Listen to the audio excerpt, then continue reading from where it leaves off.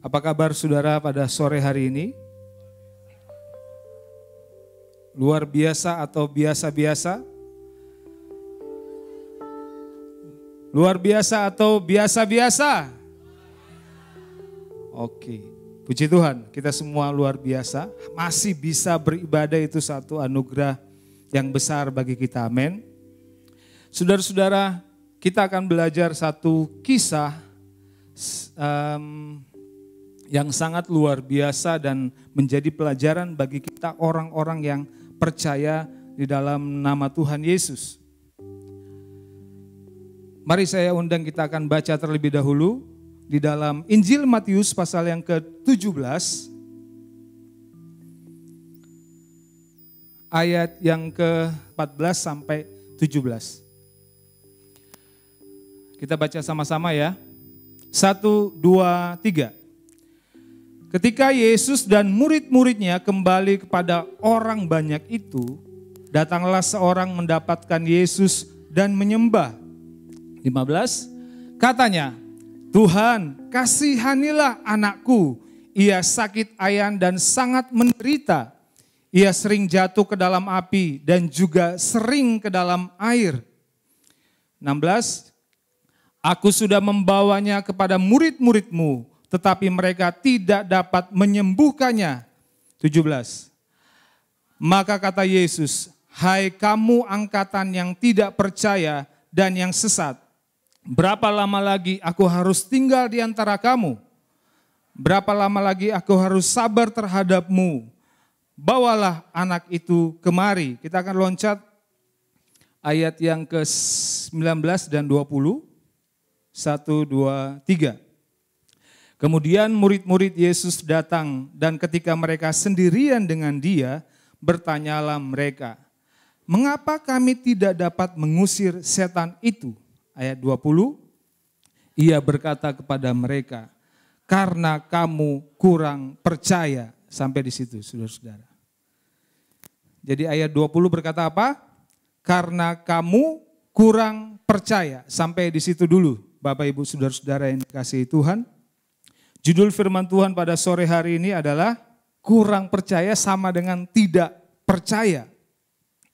Nah, sebelum saya membahas firman Tuhan pada sore hari ini, ada satu cerita Bapak Ibu saudara-saudara. Ada 3 orang percaya, ya. Mereka percaya Tuhan, mengasihi Tuhan, dan ketika akan melakukan satu perjalanan keluar kota, mereka meminta pemeliharaan Tuhan, penjagaan Tuhan, menaruh iman kepada Tuhan untuk Tuhan tolong perjalanan mereka karena mereka akan melewati daerah-daerah yang berbahaya, Bapak Ibu saudara-saudara. Dan apa yang terjadi? Ya. Ketika perjalanan itu dilakukan, mereka memang berhadapan dengan satu hal yang sangat mengerikan. Nah, apa yang terjadi? Mereka bertemu dengan seekor beruang yang besar dan beruang itu mengejar ketiga orang ini. Meskipun percaya tapi harus berhikmah juga ya, harus kabur dari kenyataan. Nah, orang pertama responnya dia adalah berdiam di tempat. Berapa banyak dari kita kalau mengalami satu ketakutan hanya bisa diam saja, nggak bisa kemana-mana, nggak bisa bergerak. Ada di antara saudara-saudara? Yang kedua, apa yang terjadi dengan orang yang kedua? Dia secara ajaib bisa memanjat pohon, ya, menyelamatkan diri.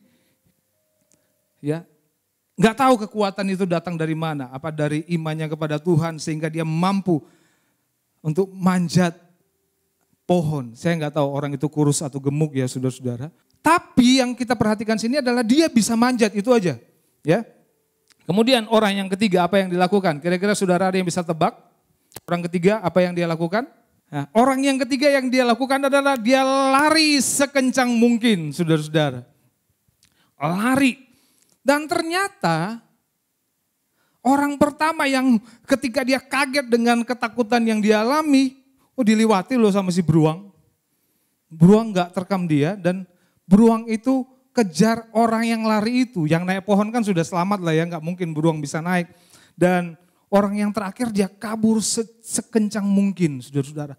Jarak beberapa jauh, 1 kilometer atau lebih daripada itu, dia berlari sekuat mungkin dan beruang itu berhenti.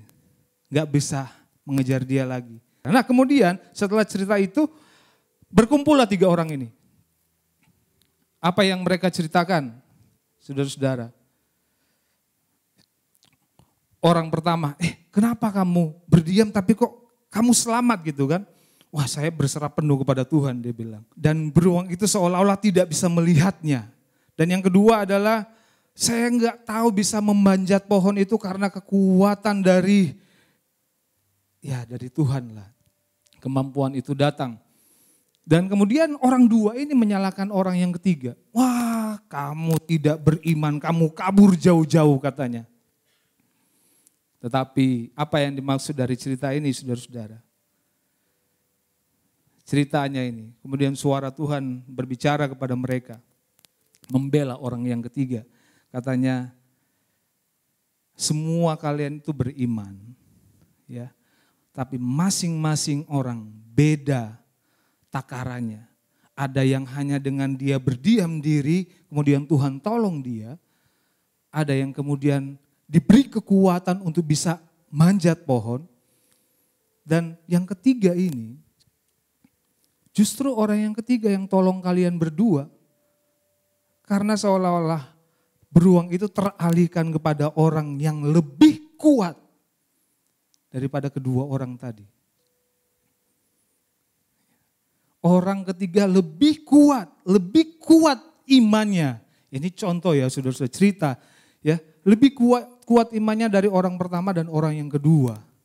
Itu sebabnya Tuhan pakai dia supaya 2 orang tadi itu terhindar dari mara bahaya.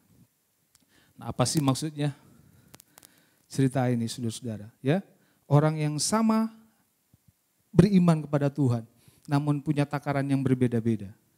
Mungkin saudara ada di orang yang pertama, orang yang kedua, atau orang yang terakhir. Ya, kita semua berbeda karena semua orang Tuhan tahu takaran imannya, ya sebesar apa, sesuai dengan takarannya masing-masing Tuhan akan berikan, ya. Dan ada kemampuan di situ untuk setiap orang bisa lewati. Nah, puji Tuhan Bapak Ibu Saudara-saudara, kembali kepada firman Tuhan kita pada sore hari ini. Kurang percaya sama dengan tidak percaya. Kenapa demikian? Ya, dari apa yang kita pelajari di Injil Matius 17 tadi yang kita baca, Bapak Ibu. Banyak hal yang mustahil terjadi karena iman sebesar biji sesawi. Tadi harusnya kita baca, coba kita baca ayat yang ke-20 kembali. 1, 2, 3. Ia berkata kepada mereka, karena kamu kurang percaya, sebab aku berkata kepadamu, sesungguhnya sekiranya kamu mempunyai iman sebesar biji sesawi saja, kamu dapat berkata kepada gunung ini, pindahlah ke tempat ini, ke sana. Dari tempat ini ke sana, maka gunung itu akan pindah dan tak akan ada yang mustahil bagimu. Kita banyak melewati ujian di Tuhan, ya. Ada cobaan yang banyak kali membuat orang percaya itu menyerah atau jatuh katakanlah ya. Menyerah dengan situasi, menyerah. Ya ini juga termasuk karena kita tidak punya kepercayaan terhadap satu pribadi yang benar-benar seharusnya kita percaya sungguh-sungguh. Ini kemudian menjadi renungan bagi saya dan saudara, berapa besar iman yang kita taruh di dalam Kristus. Kalau ditanya siapa orang percaya di sini, semua pasti angkat tangan. Kalau ditanya orang percaya, kita semua pasti bilang kita orang percaya. Namun berapa banyak dari saya dan saudara sebagai orang-orang percaya tidak menaruh kepercayaan penuh itu kepada yang kita percaya. Kita punya pengalaman, saya bersyukur, saya percaya saudara-saudara pernah melewati masalah benar-benar masalah yang berat. Dan saudara bisa terobos. Ada? Pernah ngalamin? Angkat tangan. Pernah ngalamin? Wah, puji Tuhan. Ya, Bapak di sana juga ya, kesaksian hidup. Luar biasa, saudara-saudara bisa dengar kesaksian bagaimana pertolongan yang dahsyat itu terjadi bagi orang yang percaya. Bukan yang kurang percaya. Tapi sungguh-sungguh percaya. Karena kalau kita berbicara tentang iman, maka kita berbicara tentang sesuatu yang utuh. Kenapa dibilang iman sebesar biji sesawi? Dan itu bisa memindahkan gunung, saudara-saudara. Iman berbicara sesuatu yang utuh dan sempurna, hal itulah yang akan mendatangkan mujizat dalam kehidupan saya dan saudara. Jadi pengalaman-pengalaman Bapak Ibu saudara-saudara mendapat mujizat daripada Tuhan karena pada saat itu saudara punya iman yang utuh yang dibutuhkan oleh Tuhan untuk melakukan mujizat. Yang setuju katakan amin. Kadang-kadang kita tidak bisa berpikir dengan lebih lagi, artinya adalah, wah kenapa Tuhan bisa memberi saya terobosan yang sebenarnya tidak mustahil untuk terjadi. Kita tidak sadar bahwa pada saat itu iman saya dan saudara dilihat oleh Tuhan itu komplit, itu utuh sehingga mujizat terjadi dalam kehidupan saya dan saudara. Namun pada saat ini kita juga harus menyadari bahwa ada banyak dari kita ya, mengaku percaya, sudah mengalami mujizat Tuhan, namun perjalanan hidup kita menjadi kurang percaya.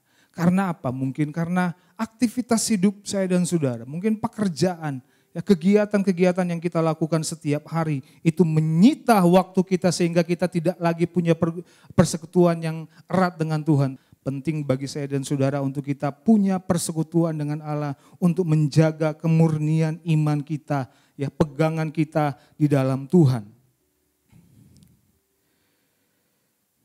Dari apa yang kita baca tadi saudara-saudara, Yesus berkata bahwa kamu kurang percaya, murid-murid tanya tadi kan, kenapa ya tidak bisa? Yesus berkata karena kamu kurang percaya.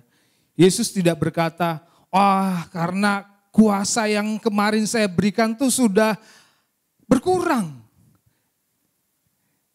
Kayak pulsa mungkin saudara-saudara, habis kuota ya. Jadi gak bisa dapat signal saudara-saudara. Enggak. Yesus tidak juga berkata, roh yang ini lebih besar daripada yang biasanya. Tidak juga. Tapi yang Tuhan katakan di sini yang pasti yaitu karena kita kurang percaya.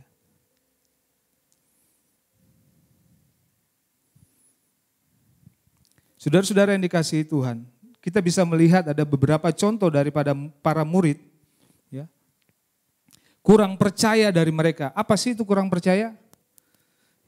Kadang-kadang dan kita enggak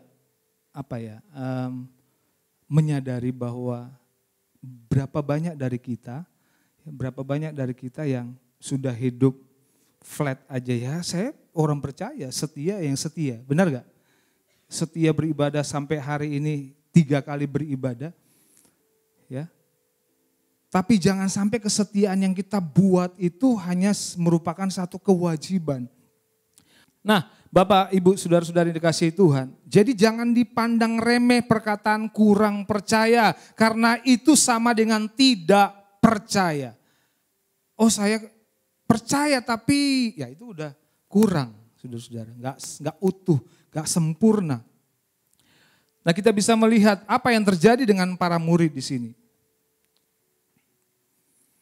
Kesembilan murid ini, mengapa mereka tidak bisa melakukan mujizat?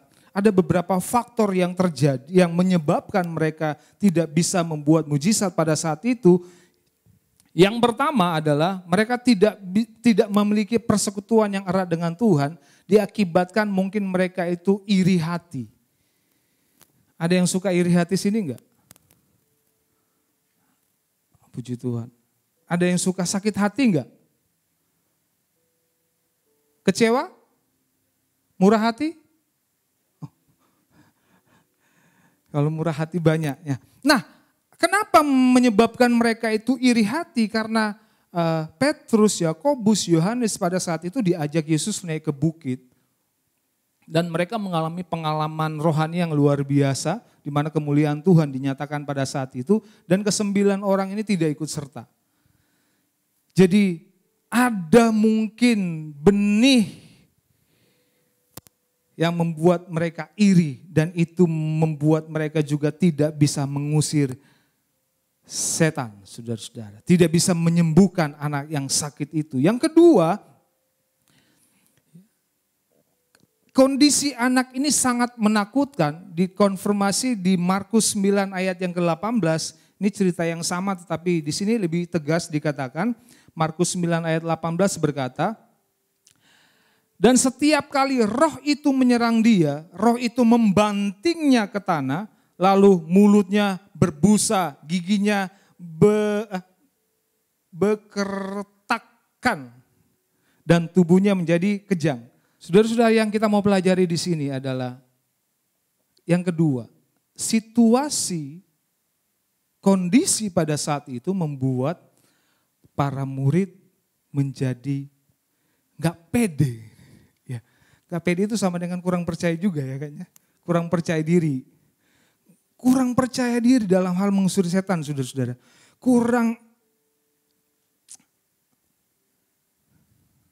Gak ada keyakinan, saudara-saudara, di situ. Jadi situasi kadang-kadang membuat kita kurang percaya. Mungkin sakit penyakitmu yang berkepanjangan. Mungkin kondisi keluarga kita yang dalam kesulitan. Ada masalah yang besar di situ. Mungkin kondisi keuangan kita dan banyak hal lagi yang bisa menjadi contoh di mana ini harus dipenuhi loh soal kebutuhan saya dan saudara. Dan itu membuat kita menjadi kurang percaya. Atau mungkin saudara berkata, ya terserah Tuhan deh. Terserah Tuhan, yang penting saya percaya. Wah, itu luar biasa mungkin. Suka-sukamu Tuhan. Dan yang ketiga, saudara-saudara, yang membuat para murid kehilangan kepercayaannya karena perkataan-perkataan orang pada saat itu. Wah, orang sedang menantikan 9 murid yang tanpa Yesus pada saat itu.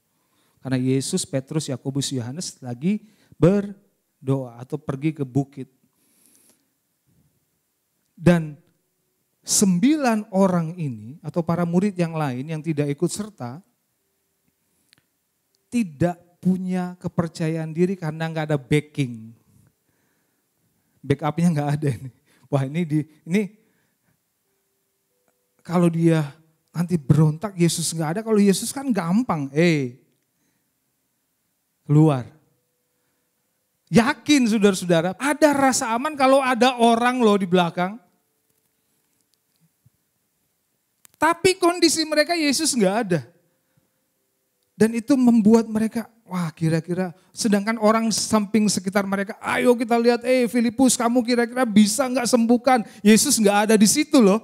Kamu bisa nggak? Orang sedang menanti-nantikan untuk menjatuhkan para murid yang lain kalau mereka tidak berhasil. Dan kita pun mengalami pengalaman dalam kehidupan kita sebagai orang Kristen. Orang menantikan untuk menjatuhkan kita. Orang menantikan supaya kita semakin drop, saudara-saudara. Itu sebabnya jangan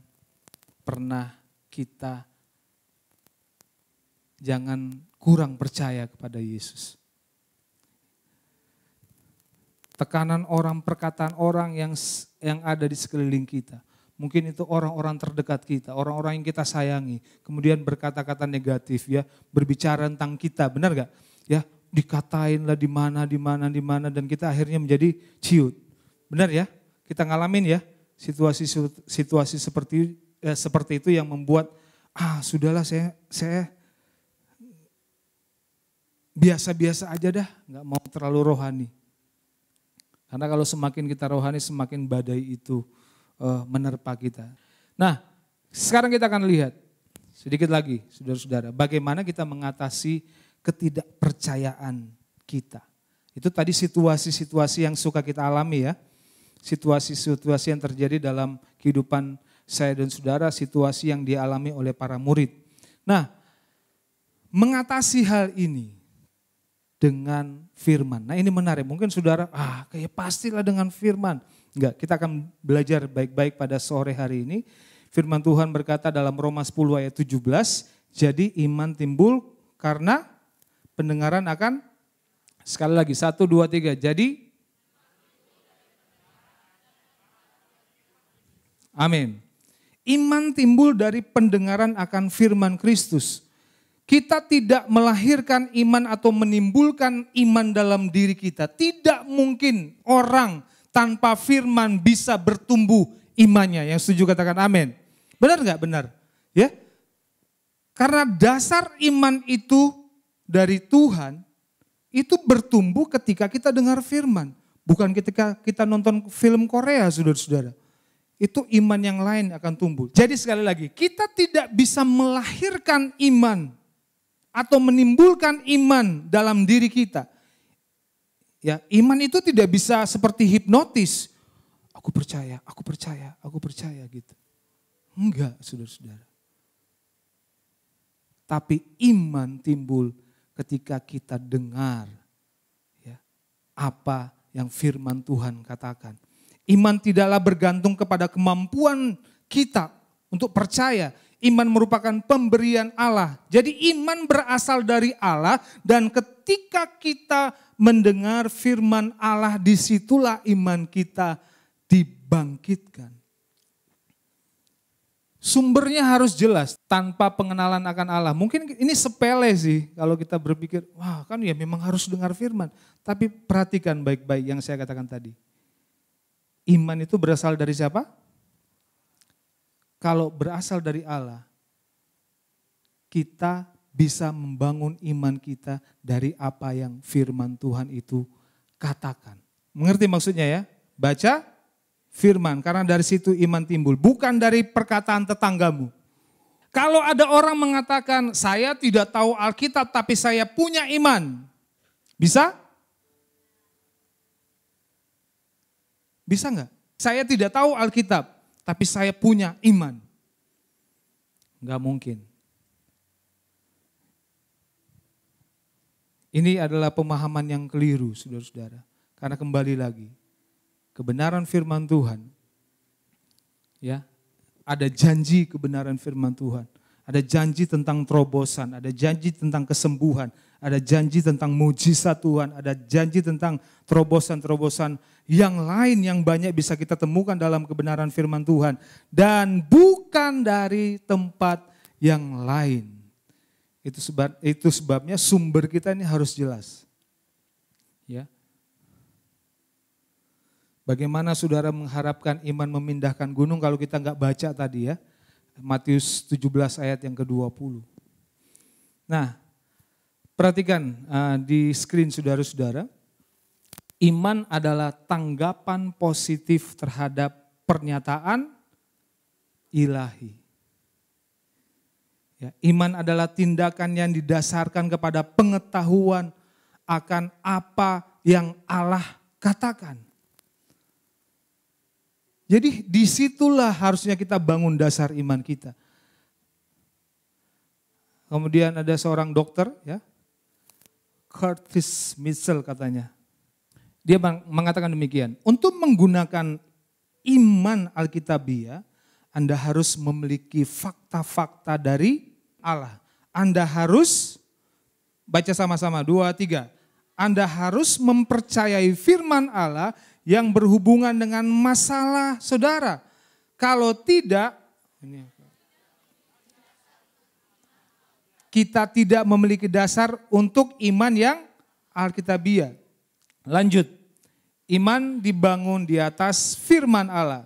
Jadi Anda tidak memiliki suatu firman dari Allah yang berhubungan dengan masalah Anda, maka Anda tidak akan mampu menggunakan iman. Kalau kita renungkan Bapak Ibu Saudara-saudara, kita sudah lama percaya kepada Tuhan. Tapi kita suka lupa akan kuasa daripada kebenaran firman. Kita nggak akan bisa menemukan iman itu dari tempat yang lain. Kita tidak bisa menemukan iman selain daripada kebenaran firman Tuhan. Jadi iman yang tidak sempurna akan berakibat ketidaksempurnaan. Iman yang tidak sempurna itu tidak bisa menghasilkan jawaban doa seperti apa yang kita harapkan, di mana Tuhan kenan hal itu untuk terjadi. Ada satu lagi, seorang pengkhotbah, penginjil, Wayne McDill. Kekuatan dan kelemahan iman kita berkaitan langsung dengan ketetapan, pengetahuan dan pemahaman kita tentang sifat dan maksud Allah. Iman adalah tanggapan kita terhadap firman yang jelas dari Allah. Jadi dalam segala sesuatu yang kita hadapi Bapak Ibu Saudara-saudara, semua itu harus dilandaskan akan kebenaran. Itu sebabnya saya merenungkan kembali, iya ya, firman Tuhan itu kalau kita nggak baca, artinya kita nggak bisa timbul imannya, betul?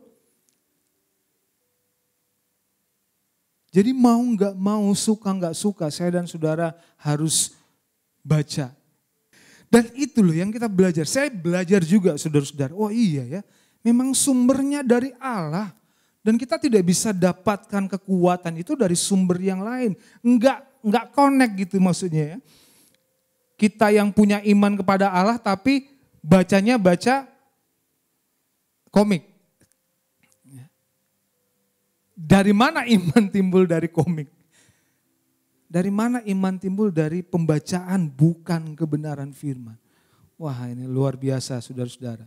Bagaimana kita mengatasi ketidakpercayaan kita dengan firman? Tadi yang sudah kita bahas ya. Yang kedua adalah iman harus dibuat bekerja atau aktifkan iman saya dan saudara. Sampai dalam situasi ketika murid-murid ditekan. Karena ketidakhadiran Yesus itu membuat kita tidak percaya. Kalau kita kenal Allah kita dengan benar, kalau kita tahu janji-janji yang Tuhan beri, kita imani semuanya itu, maka saya dan saudara percaya kita pasti bisa melewati semua situasi, semua tantangan, semua rintangan. Yang setuju katakan amin. Kita pasti bisa melewati. Karena kita tahu kita punya Allah yang besar. Tapi Allah yang besar itu tersimpan di dalam kebenaran firman. Dan bagaimana kita bisa dibangun imannya tanpa kita dengar firman Tuhan, saudara-saudara. Iman berarti penolakan atas rasa panik. Bilang kepada saudara tetanggamu, saudaraku. Iman berarti penolakan atas rasamu. Ya, apapun itu ya. Rasa panik, rasa kecewa, rasa sakit hati. Kalau kita punya iman artinya tidak ada hal-hal itu. Tapi kalau tidak punya iman, kita akan mengalami semua itu. Iman itu bukan hanya dimiliki oleh orang-orang tertentu. Iman itu bukan hanya dimiliki oleh hamba-hamba Tuhan yang hebat. Coba lihat tetangga kanan kirimu, lihat. Tatap matanya, bilang kepada tetanggamu, iman itu juga dimiliki oleh engkau. Amin. Iman yang luar biasa yang bisa melakukan segala hal ada dalam hidup saya dan saudara. Itulah yang akan bisa membuat saya dan saudara melewati semua kondisi-kondisi, entah itu sakit hati, kecewa, patah hati, gundah gulana, apalagi. Itu harusnya tidak tinggal dalam hidup orang percaya. Yang setuju katakan amin. Gak ada, gak boleh kita izinkan. Kalau kita sudah percaya kepada Tuhan kita yang benar-benar sangat mengasihi kita, apalagi dengan memberi Yesus dalam hidup saya dan saudara, artinya hidup kita ini harus berarti. Ya, hidup kita harus benar-benar berarti. Suatu kali ada satu jemaat, ini cerita yang lama saudara-saudara, satu jemaat kecil di lereng sebuah bukit, mereka membangun satu tempat ibadah. Ya, di sebuah tanah dan itu disumbangkan oleh jemaat. 10 hari sebelum pembukaan resminya, ada seorang petugas dari pemerintahan yang berurusan dengan gedung datang dan memberitahukan bahwa gereja ini nggak boleh dipakai. Loh kenapa nggak boleh dipakai? Sudah jadi kok. Udah ada izin juga semua. Ternyata dari pihak yang bagian gedung, mereka harus memenuhi satu syarat dan itu kurang. Yaitu dilihat dari bangunannya harusnya lahan parkirnya besar.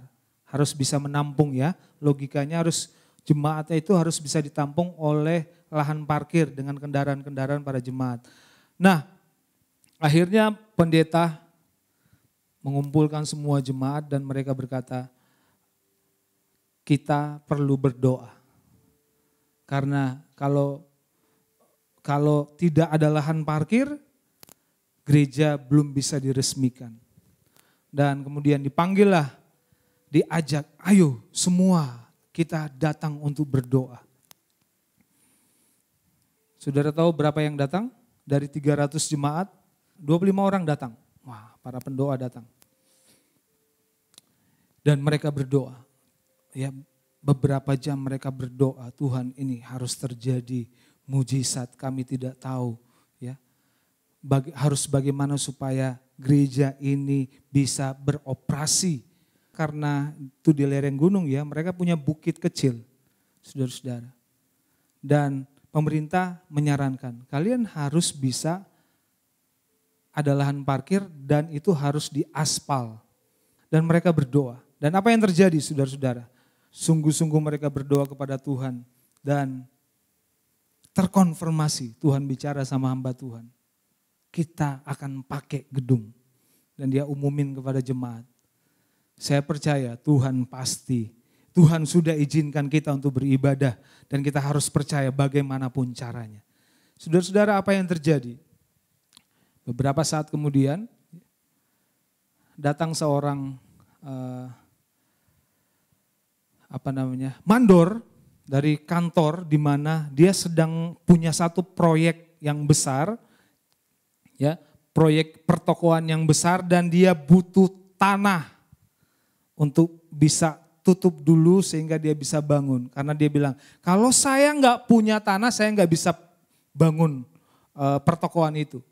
Dan apa yang terjadi saudara-saudara?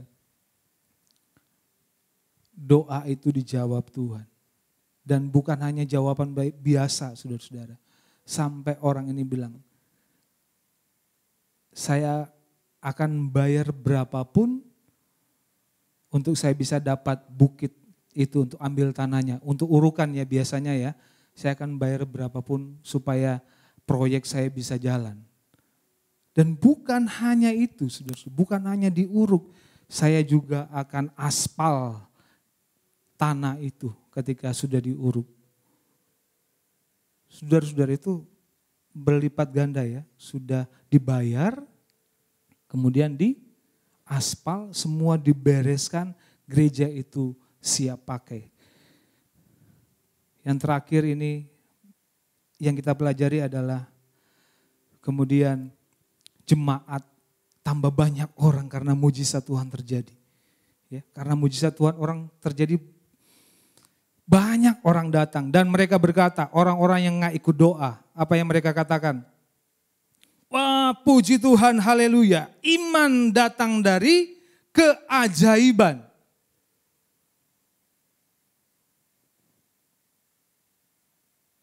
Iman kami muncul karena kami melihat keajaiban.